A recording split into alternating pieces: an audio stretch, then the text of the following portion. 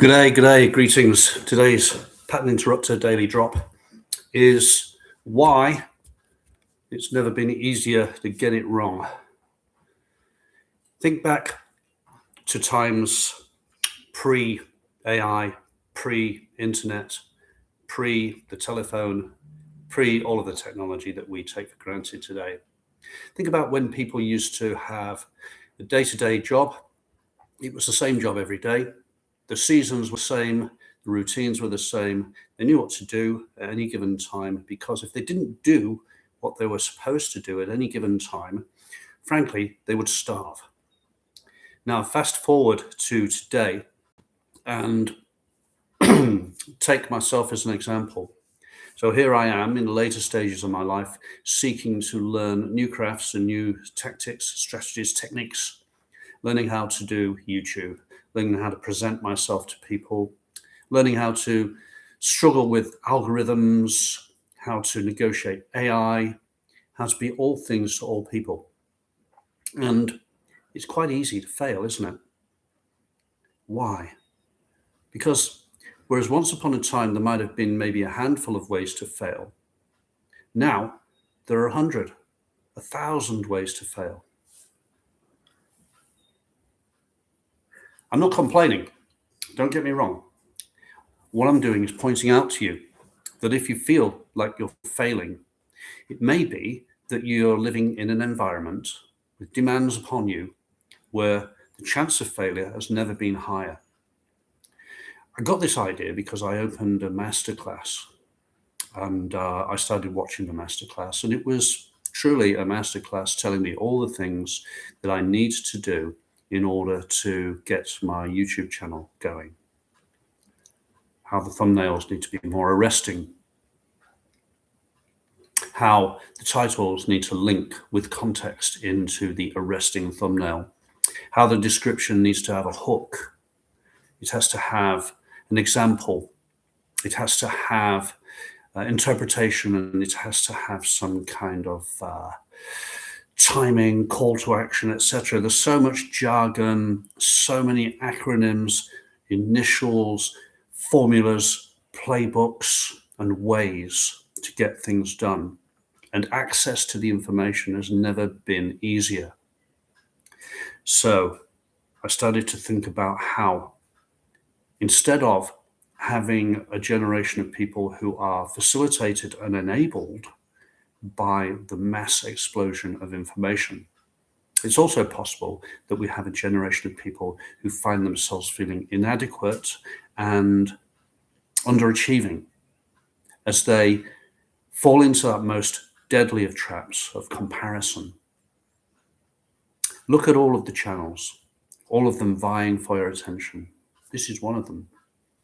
All vying for attention, all seeking to agitate some sore, some scab, rip off the band-aid, agitate pain, cause you to think that in some way you might be inadequate and you have something that needs to be fixed. And all of those channels and all of those media outlets, they're all doing the same thing. They're all pummeling you with a stick which says you're not enough, you're not good enough, you need to be better. If you want to improve, do this. I've been guilty of it myself. And frankly, I'm over it.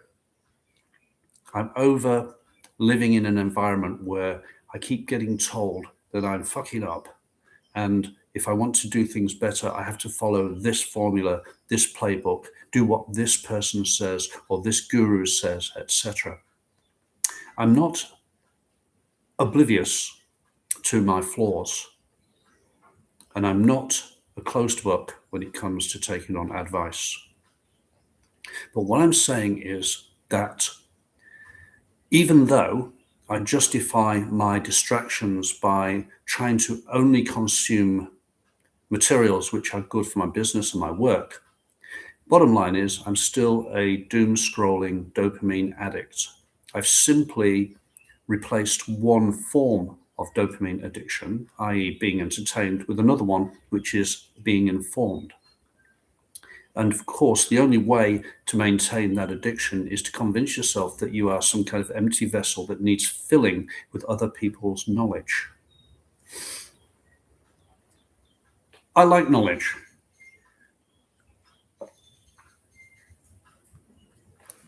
I'm an educator. Why shouldn't I like knowledge? But I'm starting to become aware that every time I open my YouTube feed, I am inundated with messages and bright, glitzy thumbnails, which are telling me that somehow I have a problem that I need to fix. And the only way to fix that problem is to click on this link. After a while, frankly, it gets tedious. I'm tired of living in an environment, a social media environment or otherwise, which is constantly reinforcing a negative message to me about myself. What's the solution? I hear you cry. I think the solution is to start to realize that the media that you're consuming is doing a number on you. Just in the same way that in the old days, the tabloid newspapers would push shock horror headlines, so too do the other forms of media. Because as humans, as naked chimpanzees, we tend to respond to the same stimuli. I want to help people. In order to help people, I have to illustrate and show how I can help and where help can be forthcoming. So to that end, I am guilty of agitating pain and pointing out that there are things that can be fixed in someone's life. But I'm doing it as an educator primarily, not as a clickbaiter. And today's daily drop in the pattern interrupter is a mini pledge. I've turned a corner by dropping daily like this. It's causing me to focus my thoughts and give me pause for thought.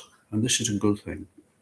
And over the last couple of days, I've realized that there are a lot of gurus out there who are pushing messages which are wonderful, but which are disguised by the fact they have a team of 20 to 50 people behind scurrying around doing their bidding. And I've come to the conclusion that the YouTube treadmill, seeking approval from, quotes, the algorithm, is not a good way to live. So I'm going to keep posting in order to get good at posting. And I'm going to keep sharing my message in order to pass on possible good things and positives to anybody who's out there who wants to share in them. I'm going to try and stop agitating pain. I'm going to stop playing the thumbnail game.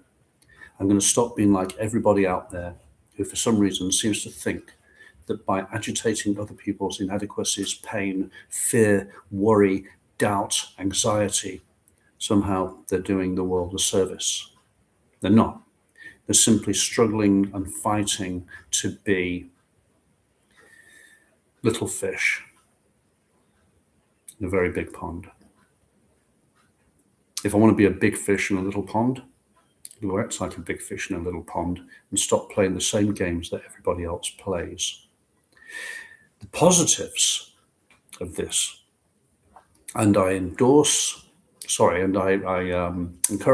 you to take on this idea, is that if you stop unconsciously playing the same silly game every day,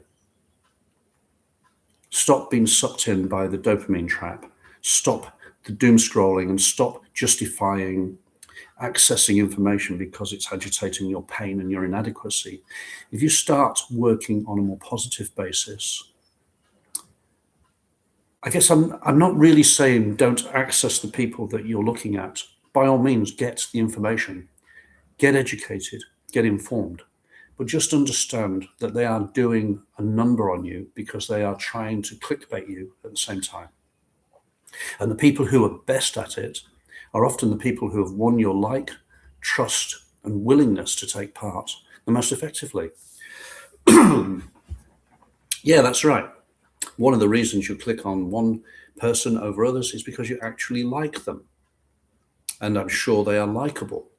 But at the same time, be aware they don't know you from a bar of soap. No matter how much they may transmit warm personality to you, you're just a click. You're just a number.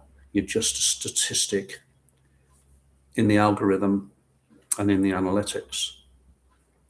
Having realized that, or awoken yourself to that fact, starts to approach what you consume with a fresh outlook. Not one as a victim or as somebody who should be beaten with a stick, which tells you how inadequate you are, but as a careful, critical, and deliberate consumer who picks and chooses because the thing you are seeking is going to be most advantageous to you personally, not something that tells you that you are a fuck up. Message ends. Remember, whatever it is you dare to do or dream, you can begin it now.